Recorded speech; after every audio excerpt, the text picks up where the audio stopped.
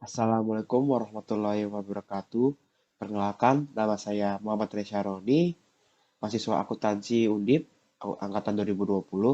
Hari ini saya akan mempresentasikan tentang tugas analisis dan desain sistem DFD perpustakaan. Diagram konteks.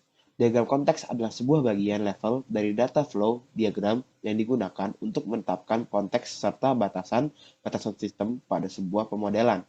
Hal ini termasuk hubungan dengan entitas-entitas di luar sistem itu sendiri, seperti entitas kelompok organisasi dan penyimpanan dan data eksternal lain. Jadi kita akan bahas dari diagram konteks dari perpustakaan. Dan di sini ada 4 entitas, yaitu entitas anggota, entitas transaksi peminjaman, entitas rak, dan entitas admin.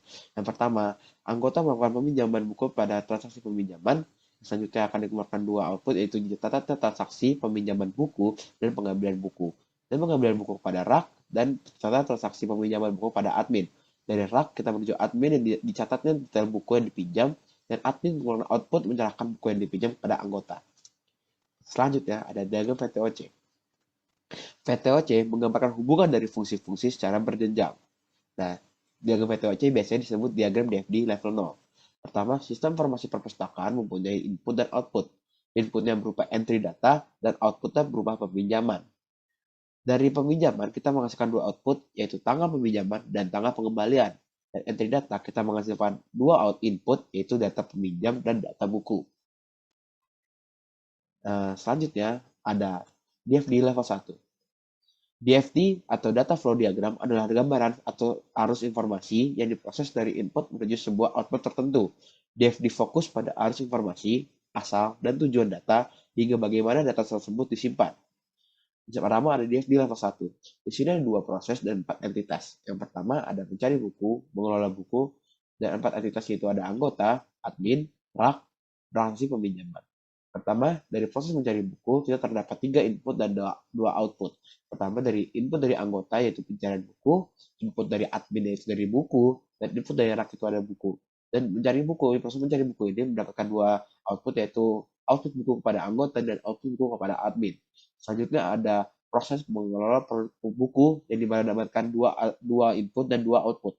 2 input dari rak, input rak terdapat dari buku, dan output rak menuju rak pada ada buku, dan input admin ada buku dan output admin kepada buku. Selanjutnya ada transaksi peminjaman yang merupakan diantara dari anggota dan menuju rak, dan admin menuju rak yang dijatuhkan pada kita mendapatkan input input meminjam buku dari anggota dan mendapatkan input membuat transaksi dari admin dan membuat output menuju rak.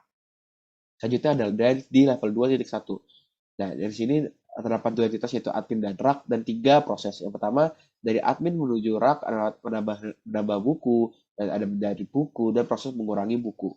Selanjutnya, di level 2.2, di sini terdapat 2 entitas juga, tapi di sini terdapat 4 proses, yaitu membuat transaksi dari admin menuju transaksi peminjaman, menghapus transaksi dari admin menuju peminjam, dari admin menuju ubah transaksi menjadi transaksi peminjaman, dan admin menjadi transaksi peminjaman. Selanjutnya ada di level 2.3, yaitu di mana ada 2 entitas yaitu anggota dan rak dan 3 proses. Dari anggota menuju rak terdapat ada menjadi buku, ada meminjam buku, dan membaca buku.